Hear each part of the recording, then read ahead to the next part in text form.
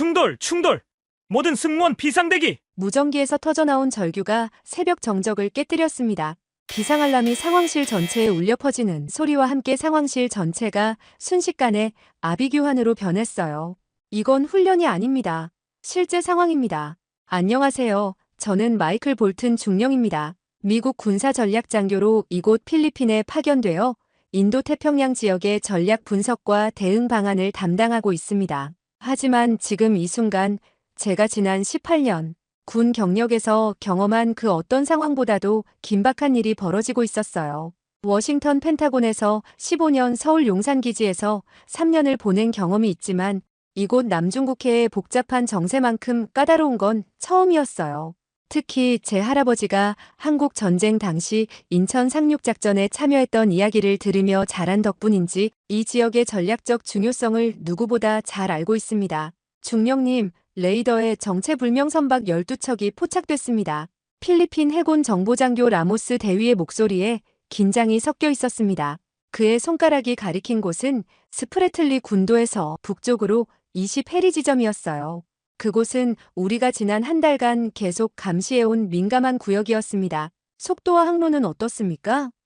제가 물었습니다. 라모스 대위가 컴퓨터 키보드를 두드리더니 상세한 데이터를 화면에 띄웠어요. 평균 12노트로 남동쪽을 향하고 있습니다. 하지만 이상한 점이 있어요. 선단 편성이 일반 어선과는 전혀 다릅니다. 모니터 화면에 펼쳐진 남중국해 해상 상황판을 바라보며 한숨이 나왔습니다. 붉은 점들이 서서히 필리핀 영해를 향해 움직이고 있었어요. 지난 석 달 동안 이런 정체불명 선박들의 출현 빈도가 눈에 띄게 증가했습니다. 해경선 위장이군요. 선체 구조로 봐서는 명백히 군용 개조가. 제가 말을 잇기도 전에 통신장교가 보고서를 들고 뛰어왔습니다. 긴급 상황입니다. 중국 해경 소속으로 추정되는 대형 선박들이 스카버러쇼 인근에서 물대포를 발사하고 있습니다. 필리핀 어선 3척이 위험에 처했어요. 통신장교의 얼굴이 창백했습니다. 스카버러 숄에서의 충돌은 언제나 국제적 사건으로 번질 위험이 높거든요. 저는 즉시 한라인으로 마닐라 본부에 연락을 취했습니다. 이곳 팔라완 전진기지 마이클리 중령입니다. 코드 옐로우 상황 발생, 즉시 상급부대 보고 바랍니다. 수화기 너머로 들려오는 답변은 예상대로였어요. 현재 외교적 접촉을 시도 중이니 추가 지시 대기하라. 이런 상황이 벌써 올해만 37번째였습니다. 매번 같은 패턴이죠. 중국 측 선박들이 국제법의 경계선을 아슬아슬하게 넘나들면서 기정사실화를 시도하고 우리는 외교적 항의와 경고 방송만 반복하는 겁니다. 우리의 기존 해군 전력만으로는 이 광활한 해역을 효과적으로 통제하기가 거의 불가능해졌어요. 대령님, 작전 참모장 델 로사리오 대령이 긴급히 보고했습니다. 이번엔 좀 다릅니다. 드론 정찰 결과 중국 측이 새로운 형태의 감시 장비를 탑재한 것 같아요. 전자전 신호도 평소보다 강력하고 무엇보다 그가 잠시 말을 멈췄습니다. 위성통신을 교란하려는 시도가 감지됐습니다. 그 순간 상황실의 조명이 한번 깜빡였어요. 모두의 시선이 천장으로 향했습니다. 전력 시스템에 이상이 있나요? 제가 물었지만 기술장교는 고개를 저었습니다. 아닙니다. 외부 전자파 간섭으로 보입니다. 상황실의 대형 전광판에는 실시간 위성 이미지가 표시되고 있었습니다. 바다 위의 작은 점들이 우리나라의 주권을 조금씩 갉아먹고 있는 현실이 생생하게 드러났어요. 하지만 더 심각한 건 이들의 행동 패턴이 점점 조직화되고 있다는 점이었습니다. 이대로는 안 되겠어요. 게임의 룰을 바꿔야 합니다. 바로 그때 제 개인 암호 단말기에 긴급 메시지가 도착했습니다. 워싱턴 본부에서 직접 온 것이었어요. 한국의 천무투 시스템 관련 극비 브리핑 일정이 잡혔다는 내용이었습니다. 육상에서 발사해 해상의 이동 표적을 타격할 수 있는 이 무기 시스템. 중령님, 뭔가 특별한 소식인가요? 우델 로사리오 대령이 제 표정을 읽고 물었습니다. 저는 잠시 망설였어요. 아직 공개할 수 없는 정보였지만 필리핀 동맹국들과의 신뢰는 매우 중요했거든요. 곧 흥미로운 발표가 있을 겁니다. 우리가 지금까지 경험해보지 못한 새로운 해법 말이에요. 제가 이렇게 답하자 상황실의 분위기가 조금 달라졌습니다. 모두의 눈에 희망과 궁금증이 동시에 떠올랐어요. 과연 천무투가 남중국해의 판도를 바꿀 수 있을까요? 그리고 중국 측의 이상한 움직임 뒤에는 어떤 계획이 숨어 있는 걸까요? 무전기 속 함성이 멈춘 후 찾아온 정적이 더욱 무서웠습니다. 상황실의 모든 시선이 메인 스크린에 고정되었어요. 위성 영상 속에서 필리핀 순시선 BRP 테레사 마그방사이오가 중국 해경선들에 둘러싸인 채 검은 연기를 뿜고 있었습니다. 피해 상황 보고하세요. 제가 외쳤지만 통신이 두절된 상태였어요. 라모스 대위의 얼굴이 창백해졌습니다. 중령님, 이번엔 정말 다릅니다. 중국 측이 물대포가 아닌 다른 무기를 사용한 것 같아요. 바로 그 순간 제 암호 단말기가 진동했습니다. 워싱턴에서 온 긴급 메시지였어요. 천무투에 대한 브리핑이 승인되었다는 내용이었습니다. 저는 심호흡을 했어요. 할아버지가 인천 상륙작전에서 말씀하신 것처럼 위기의 순간에는 새로운 전략이 필요하다고 하셨거든요. 여러분, 잠시 제 이야기를 들어보세요. 우리에게 완전히 새로운 옵션이 생겼습니다. 델 로사리오 대령이 고개를 돌렸습니다. 새로운 옵션이라고요? 한국에서 개발한 천무투 시스템 말입니다. 제가 설명을 시작했어요. 이건 단순한 다연장 로켓이 아닙니다. 160km 사거리의 대함 탄도 미사일로 적외선 탐색기와 위성 유도 시스템을 갖추고 있어요. 라모스 대위가 눈을 크게 뜨며 물었습니다. 그럼 지상에서 바다 위에 움직이는 배를 맞출 수 있다는 말씀인가요? 정확합니다. 저는 노트북을 열어 분류해제된 자료를 보여줬어요. 기존에는 해군력으로만 대응할 수밖에 없었죠. 하지만 천무투는 육상 기반 대함 억제력을 제공합니다. 중국 함정들이 우리 영해에 접근하면 해안에서 직접 타격할 수 있어요. 상황실이 갑자기 조용해졌습니다. 모두가 이 말의 의미를 이해하기 시작했어요. 델 로사리오 대령이 조심스럽게 물었습니다. 하지만 실제로 효과가 있을까요? 이론상으로는 가능해 보이지만 바로 그때 통신장교가 급히 보고했습니다. 중령님, 예멘에서 온 새로운 정보가 있습니다. 그는 화면에 뉴스 영상을 띄웠어요. 후티 반군이 홍해에서 민간 화물선을 탄도미사일로 격침시켰습니다. 마하 5의 속도로 낙하하는 미사일을 막지 못했어요. 저는 이 기회를 놓치지 않았습니다. 바로 그겁니다. 후티 같은 반군 집단도 간단한 정찰 체계만 갖추면 탄도미사일로 해상 표적을 공격할 수 있어요. 하물며 우리가 적외선, 레이더, 위성 시스템을 모두 연계한다면? 라모스 대위가 흥미롭게 물었습니다. 그럼 요격하기도 어렵겠네요? SM6급 고성능 요격 체계가 없으면 마하 5로 낙하하는 미사일을 막기 매우 어렵습니다. 그리고 천무투의 가격은 기존 대함 미사일보다 훨씬 저렴해요. 델 로사리오 대령이 지도를 보더니 말했습니다. 사거리가 160km면 루손섬에서 스카버러 숄까지 커버할 수 있겠군요. 맞습니다. 그리고 한번 발사 플랫폼만 구축하면 탄두만 교체해서 육상 표적과 해상 표적을 모두 대응할 수 있어요. 진정한 게임 체인저죠. 그런데 이때 긴급 경보가 다시 울렸습니다. 또 다른 중국 선단이 접근하고 있습니다. 통신장교가 외쳤어요. 이번엔 규모가 더 크고 항공모함급 대형 함정도 포함되어 있습니다. 상황실의 분위기가 급변했습니다. 모든 이들이 저를 바라봤어요. 천무투의 이론적 설명은 끝났지만 이제 현실의 위협이 다가오고 있었습니다. 중령님, 델 로사리오 대령이 진지하게 물었습니다. 천무투 도입까지는 얼마나 걸릴까요? 그리고 지금 당장 우리는 어떻게 해야 할까요? 과연 천무투가 필리핀 해역에 실제로 배치될 수 있을까요? 그리고 지금 접근 중인 중국의 대규모 함대에는 어떻게 대응해야 할까요? 항공모함급이라고 하셨습니까? 제 목소리에 긴장이 묻어났습니다. 레이더 화면을 자세히 들여다보니 접근하는 함대의 편성이 심상치 않았어요. 중앙의 대형 함정을 중심으로 구축함과 호위함들이 완벽한 방어 진영을 갖추고 있었습니다. 델 로사리오 대령이 확대된 위성 이미지를 가리켰습니다. 길이가 300m는 좋게 넘어 보입니다. 그리고 이상한 점이 하나 더 있어요. 그가 화면의 특정 부분을 확대했어요. 갑판 위에 설치된 이 구조물들, 미사일 발사관 같은데요? 라모스 대위가 숨을 고르며 보고했습니다. 위성 분석 결과 DF-21D 대함 탄도미사일을 탑재한 것으로 추정됩니다. 상황실이 조용해졌어요. DF-21D는 사거리가 2000km에 달하는 항모킬러로 유명한 무기거든요. 저는 잠시 생각에 잠겼습니다. 그렇다면 상황이 완전히 달라졌군요. 중국이 이미 대함 탄도미사일을 실전 배치했다는 뜻이니까요. 하지만 천무투도 같은 원리 아닌가요? 라모스 대위가 물었습니다. 근본적으로는 비슷하지만 완전히 다른 접근법입니다. 제가 화이트보드에 간단한 도식을 그렸어요. DF-21D는 2000km 사거리로 미 항모 전단을 겨냥해 설계됐어요. 하지만 우리 천무투는 160km의 짧은 사거리로 현실적인 억제력에 집중했습니다. 델 로사리오 대령이 고개를 끄덕였습니다. 사거리는 짧지만 더 정확하고 신뢰성이 높다는 말씀이군요. 정확합니다. 그리고 가장 중요한 건 저는 잠시 멈췄어요. 다음에 할 말이 이 상황의 핵심이었거든요. 발사 플랫폼 한 대로 다양한 표적에 대응할 수 있다는 점입니다. 탄두만 바꾸면 육상과 해상을 모두 커버해요.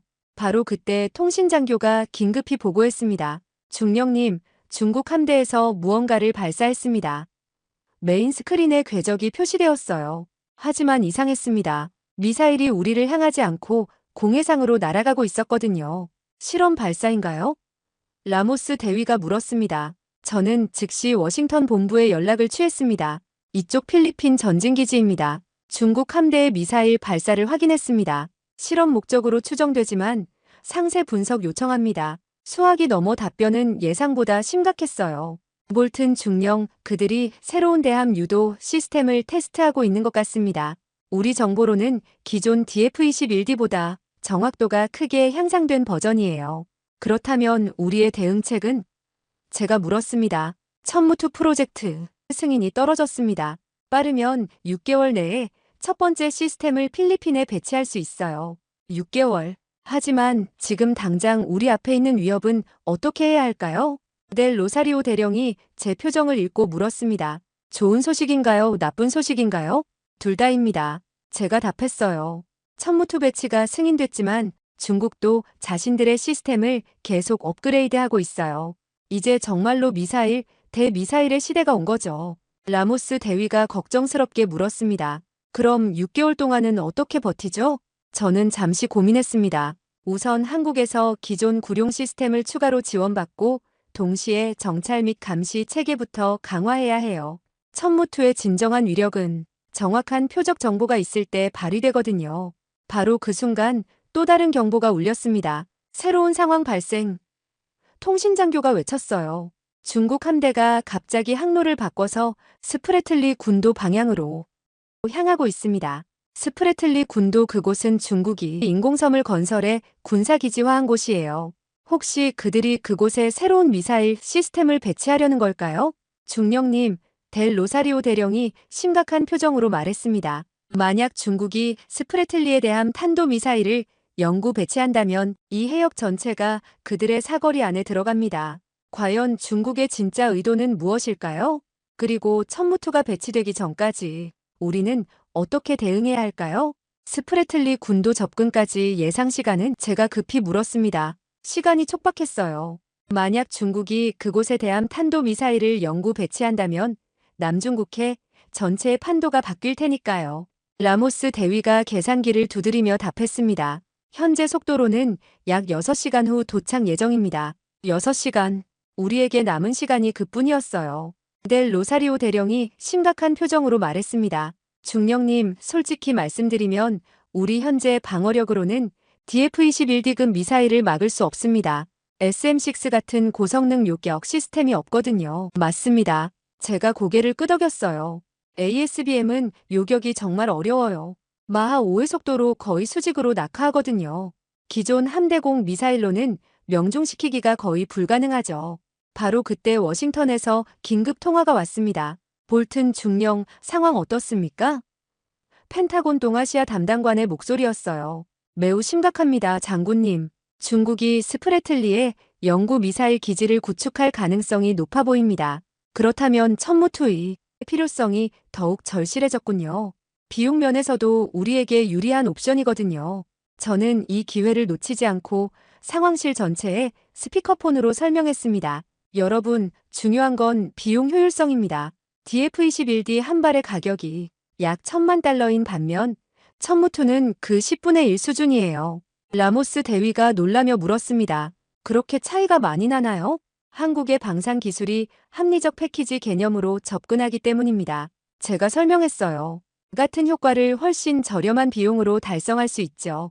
예산이 제한된 우리에게는 정말 현실적인 대안이에요. 델 로사리오 대령이 지도를 보며 계산했습니다. 그럼 같은 예산으로 10배 많은 미사일을 배치할 수 있다는 말씀이군요.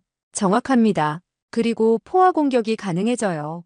저는 화이트보드에 전술 도식을 그렸습니다. 상대방이 하나의 고가 미사일을 쏘면 우리는 10발로 대응할 수 있어요. 그런데 이때 긴급 상황이 또 발생했습니다. 중령님, 통신장교가 외쳤어요. 중국 함대에서 헬기 편대가 이륙했습니다. 스프레틀리 군도를 향해 고속으로 이동 중이에요. 위성 실시간 영상에서 8대의 헬기가 비자 편대로 비행하는 모습이 보였습니다. 각 헬기 아래에는 대형 화물이 매달려 있었어요. 저건 뭐죠? 라모스 대위가 물었습니다. 저는 영상을 자세히 분석했습니다. 미사일 부품 같아 보입니다. 그들이 조립식 발사대를 공수하고 있는 거군요. 델 로사리오 대령의 얼굴이 창백해졌습니다. 그럼 예상보다 훨씬 빨리 배치가 완료되겠네요. 맞습니다. 헬기로 운송하면 2시간 내에 설치를 마칠 수 있어요. 상황이 급변하고 있었습니다. 바로 그때 제 단말기에 또 다른 메시지가 도착했습니다. 이번엔 한국 방산업체에서 직접 온 것이었어요.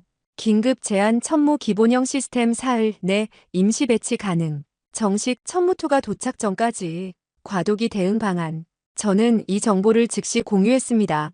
여러분, 희망적인 소식이 있어요. 천무 기본형을 사흘 내에 임시 배치할 수 있다고 합니다. 사흘이면 라모스 대위가 계산했어요. 중국이 완전히 구축하기 전에 우리도 대응할 수 있겠네요. 하지만 델 로사리오 대령이 걱정스럽게 물었습니다. 기본형으로도 충분할까요? 사거리는 짧아도 억제 효과는 분명히 있을 겁니다. 제가 답했어요. 가장 중요한 건 상대방이 우리도 쏠 수 있다는 걸 알게 하는 거거든요. 과연 사흘 내에 천무 기본형 배치가 가능할까요?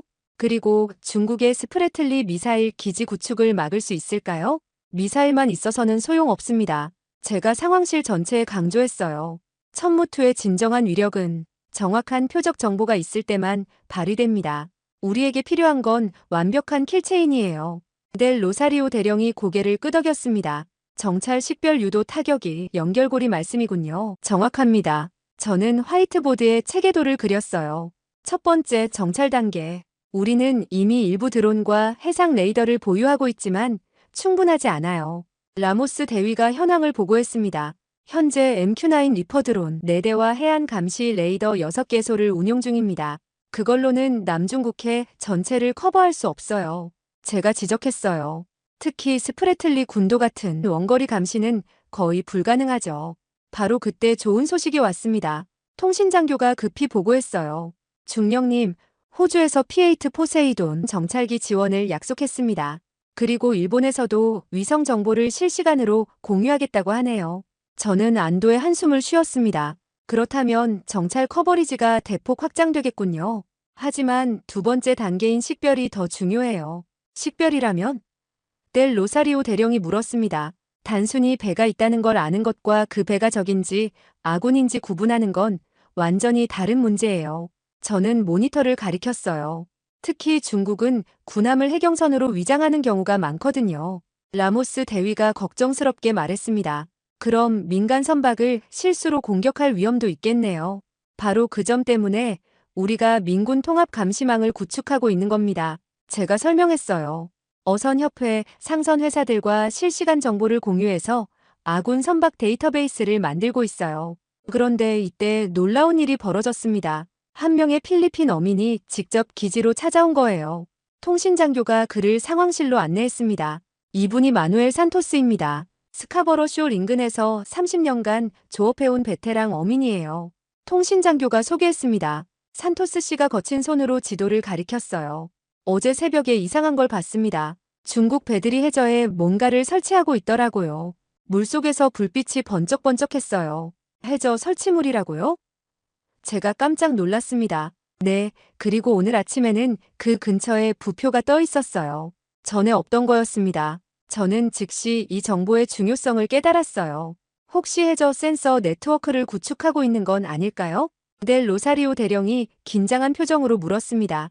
그게 가능한가요? 충분히 가능해요. 해저 소나 센서로 우리 함정의 움직임을 실시간 감시할 수 있거든요. 저는 워싱턴에 즉시 연락을 취했습니다. 긴급 정보 확인 요청합니다. 중국의 해저 센서 네트워크 구축 가능성에 대해서요. 수분 후 답변이 왔어요. 몰튼 중령, 우리 정보가 맞습니다. 중국이 남중국해 전체 해저 감시망을 깔고 있어요. 이미 서사군도 근처에서 활동이 확인됐습니다. 상황이 심각해지고 있었습니다. 우리가 킬체인을 구축하는 동안 중국도 자신들의 감시망을 확장하고 있는 거였어요. 그렇다면 우리의 세 번째 단계인 유도 시스템은 어떻게 해야 할까요? 라모스 대위가 물었습니다. 천무 2에는 적외선 탐색기와 위성 유도가 결합되어 있어요. 제가 설명했어요. 하지만 가장 중요한 건 실시간 데이터 링크입니다. 정찰 정보가 발사 시스템에 즉시 전달되어야 해요. 델 로사리오 대령이 시계를 보며 말했습니다. 중국 헬기들이 스프레틀리에 도착하기까지 4시간 남았습니다. 과연 우리가 중국보다 먼저 효과적인 킬체인을 완성할 수 있을까요? 그리고 해저 센서 네트워크까지 고려한다면 우리의 전략을 어떻게 수정해야 할까요? 해저 센서를 무력화할 방법이 있습니다. 산토스 어민이 갑자기 말했어요. 모든 시선이 그에게 집중되었습니다. 제가 30년간 이 바다에서 일했는데 해저 지형을 누구보다 잘 알거든요. 저는 흥미롭게 물었습니다. 어떤 방법인가요? 저기 스카버러 숄 서쪽에 해저 협곡이 있어요. 조류가 매우 강한 곳이죠. 만약 그곳으로 어떠한 방법으로든 센서를 떠내려 보내면 그가 지도에 손가락으로 경로를 그렸어요. 자연스럽게 고장 날 겁니다. 델 로사리오 대령이 눈을 반짝였습니다. 민간 어선을 이용해서 우연을 가장한 공작이 가능하겠군요. 바로 그때 긴급 통신이 들어왔습니다. 중령님, 한국에서 C-130 수송기가 이륙했습니다. 천무 기본형 발사대와 미사일 12발을 싣고 6시간 후 도착 예정이에요. 상황실이 갑자기 활기를 띠었습니다. 드디어 우리도 실질적인 반격 수단을 갖게 되는 거였어요. 6시간. 제가 중얼거렸습니다. 중국 헬기가 스프레틀리에 도착하는 시간과 거의 비슷하네요. 라모스 대위가 계산기를 두드렸어요. 정확히는 우리가 2시간 늦습니다. 하지만 조립과 테스트 시간을 고려하면 거의 동시에 작전 준비가 완료되겠군요. 델 로사리오 대령이 마무리했습니다. 그런데 이때 워싱턴에서 중대한 정보가 전해졌어요. 볼튼 중령 위성 분석 결과 중국이 스프레틀리에 설치하려는 건 단순한 미사일이 아닙니다. 그럼 뭔가요? 제가 긴장하며 물었습니다. 레이더 방해 시스템과 전자전 장비도 포함되어 있어요. 우리의 위성 유도와 레이더 시스템을 교란하려는 겁니다. 이는 예상치 못한 악재였어요. 천무투의 정밀 유도 시스템이 무력화될 수 있다는 뜻이었거든요. 하지만 포기할 수는 없습니다. 제가 강하게 말했습니다. 억제력이라는 건 실제로 쏠 수 있고 명중할 수 있어야 한다는 뜻이에요. 단지 언론용 메시지가 아니라요. 산토스 어민이 고개를 끄덕였어요. 맞습니다. 바다에서 일하는 사람들은 허풍을 금방 알아봅니다. 진짜 위협이어야 상대방이 물러서죠. 바로 그 순간 놀라운 일이 벌어졌습니다. 레이더 화면에 새로운 점들이 나타난 거예요. 중령님, 북쪽에서 정체불명 함정 8척이 고속으로 접근하고 있습니다. 위성 영상을 확대해보니 미국 해군 함정들이었어요. 알레이버크급 구축함과 호위함들입니다. 라모스 대위가 흥분해서 외쳤어요. 통신장교가 급히 보고했습니다. 미국 해군에서 연락 왔습니다. 천무 시스템 호위와 작전 지원을 위해 파견됐다고 하네요. 저는 가슴이 뛰었습니다. 할아버지가 한국 전쟁 때 한미 연합작전에 대해 말씀하신 것이 떠올랐어요. 진정한 동맹이란 위기의 순간에 함께 서는 것이다. 델 로사리오 대령이 감격한 표정으로 말했습니다. 이제 우리도 진짜 억제력을 갖게 되었습니다. 하지만 상황은 여전히 긴박했어요. 중국의 전자전 장비가 완성되기 전에 우리가 먼저 작전 태세를 갖춰야 했거든요. 모든 부서 비상준비. 제가 명령했습니다. 천무 시스템 도착 즉시 배치에 들어갑니다. 그리고 산토스씨 해저 센서 무력화 작전도 동시에 진행하죠. 산토스 어민이 결의에 찬 표정으로 답했습니다. 바다를 지키는 일이라면 언제든 도와드리겠습니다. 과연 우리가 중국의 전자전 시스템 구축보다 먼저 억제력을 완성할 수 있을까요? 그리고 진정한 평화를 위한 마지막 선택은 무엇일까요? 천무 시스템 배치 완료. 한국 기술진의 외침이 팔라완 기지에 울려 퍼졌습니다. 불과 4시간 만에 기적 같은 일이 벌어진 거예요. C-130에서 내린 발사대가 지정된 위치에 설치되고 12발의 미사일이 장전을 마쳤습니다. 저는 발사통제소에서 한국 기술진과 최종 점검을 하고 있었어요. 유도 시스템 상태는 어떻습니까? GPS와 적외선 탐색기 모두 정상입니다. 한국 기술진이 답했어요. 하지만 중국의 전자전 시스템이 가동되면 GPS 신호가 교란될 수 있습니다. 바로 그때 델 로사리오 대령이 급히 뛰어왔습니다. 중령님, 산토스 씨가 성공했습니다. 해저 센서 4개를 무력화했어요. 어떻게 하셨나요?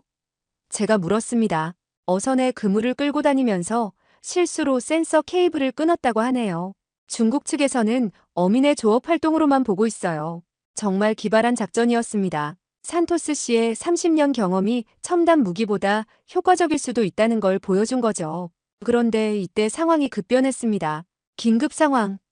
라모스 대위가 외쳤어요. 중국이 스카버러 암초에 대형 구조물 설치를 시작했습니다.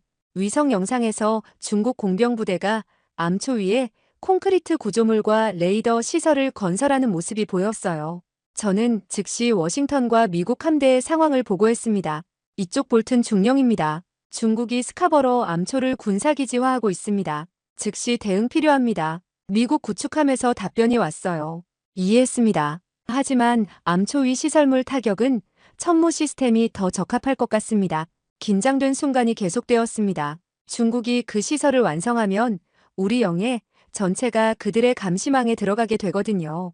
중령님, 통신장교가 급히 보고했습니다. 중국 함대에서 통신이 왔습니다. 뭐라고 하나요? 스카버러 암초는 중국 영토이므로 필리핀의 간섭을 받지 않겠다고 합니다. 그리고 시설 건설을 계속 진행하겠다고 하네요. 바로 그 순간이었습니다. 더 이상 기다릴 수 없었어요. 스카버러 암초의 중국 군사기지가 완성되면 돌이킬 수 없는 상황이 되거든요. 발사. 저는 소리쳤습니다. 천무 시스템으로 암초 위 설치 시설물을 타격하세요. 한국 기술진이 발사 버튼을 눌렀어요. 하얀 연기와 함께 천무 미사일이 하늘로 솟아올랐습니다. 바다를 향한 완벽한 포물선을 그리며 스카버러 암초를 향해 날아가는 모습이 장관이었어요. 비행시간 45초. 기술진이 카운트다운을 시작했어요. 하늘에서는 천무가 중국의 불법 시설물을 향해 날아가고 있었습니다. 말 그대로 주권 수호를 위한 정밀 타격이 벌어진 거예요. 표적까지 20초. 제 심장이 빠르게 뛰었습니다. 할아버지가 인천 상륙작전에서 느꼈을 긴장감이 이런 것이었을까요? 10초. 갑자기 중국 함대에서 긴급 통신이 왔어요. 중국 해군에서 필리핀 기지로 즉시 발사 중단하라. 하지만 이미 늦었습니다. 천무 미사일의 적외선 탐색기가 표적을 포착했고 정말 유도 단계에 들어간 거예요. 5초, 4, 3, 2, 1. 과연 천무가 스카버러 암초의 불법 시설물을 정확히 타격할 수 있을까요? 그리고 이 한 발의 미사일이 남중국해의 판도를 정말로 바꿀 수 있을까요? 명중, 상황실에 환호성이 터져나왔습니다. 위성 영상에서 천무 미사일이 스카버러 암초 위에 중국 시설물을 정확히 타격하는 모습이 포착되었어요. 콘크리트 구조물과 레이더 시설이 완전히 파괴되었습니다. 하지만 저는 환호하지 않았어요. 이건 승리가 아니라 새로운 시작이었거든요. 중국 함대 상황은 어떻습니까? 제가 조용히 물었습니다. 라모스 대위가 보고했어요. 함대에는 피해가 없지만 암초 위 시설물은 완전히 파괴됐습니다. 그리고 놀라운 일이 벌어지고 있어요. 메인 스크린에 놀라운 장면이 펼쳐졌습니다. 중국 함대 전체가 후진하고 있는 거였어요. 스프레틀리 군도로 향하던 헬기들도 모함으로 돌아가고 있었습니다. 왜 후퇴하는 걸까요? 델 로사리오 대령이 궁금해했습니다. 저는 잠시 생각한 후 답했어요. 억제력이 작동한 겁니다. 그들이 깨달은 거죠. 우리가 불법 시설물을 정확히 타격할 수 있다는 걸요. 함대는 건드리지 않았지만 메시지는 분명히 전달됐어요. 바로 그때 워싱턴에서 긴급 통화가 왔습니다. 볼튼 중령 베이징에서 긴급 채널로 연락이 왔습니다. 대화를 원한다고 하네요. 이것이야말로 진정한 승리였어요. 무력 충돌이 아닌 대화로 해결하려는 의지를 보인 거니까요. 산토스 어민이 상황실 모서리에서 조용히 말했습니다. 바다에서는 진짜 힘을 보여줘야 평화가 옵니다. 말로만 하는 건 소용없어요. 저는 그의 말에 깊이 공감했어요. 할아버지도 한국 전쟁 후에 비슷한 말씀을 하셨거든요. 평화는 그냥 주어지는 게 아니라 지켜내는 것이다. 델 로사리오 대령이 진지하게 물었습니다. 앞으로 천무투 정식 배치까지는 얼마나 걸릴까요? 석 달 후면 첫 번째 정식 시스템이 도착합니다. 제가 답했어요. 그리고 내년까지는 이 해역 전체를 커버할 수 있는 시스템이 구축될 예정이에요. 라모스 대위가 희망에 찬 표정으로 말했습니다. 그럼 이제 더 이상 일방적으로 당하지는 않겠군요. 맞습니다. 하지만 가장 중요한 건 저는 잠시 말을 멈췄어요. 이 무기를 실제로 사용할 일이 없기를 바라는 겁니다. 진정한 억제력이란 쓰지 않아도 되는 힘을 갖는 것이거든요. 통신장교가 새로운 보고를 했습니다. 중령님, 중국 함대가 완전히 철수했습니다. 그리고 스카버러 암초에서 모든 건설 작업을 중단하고 철수하고 있어요. 상황실의 모든 이들이 안도의 한숨을 쉬었습니다. 하지만 저는 알고 있었어요. 이건 끝이 아니라 새로운 균형의 시작이라는 걸요. 여러분, 제가 상황실 전체에 말했습니다. 오늘 우리가 증명한 건 단순히 미사일의 위력이 아닙니다. 불법 시설물을 정밀 타격할 수 있는 능력이 있다는 것. 그리고 작은 나라도 올바른 전략과 기술이 있으면 자신의 영토를 지킬 수 있다는 것이에요. 산토스 어민이 고개를 끄덕이며 말했습니다.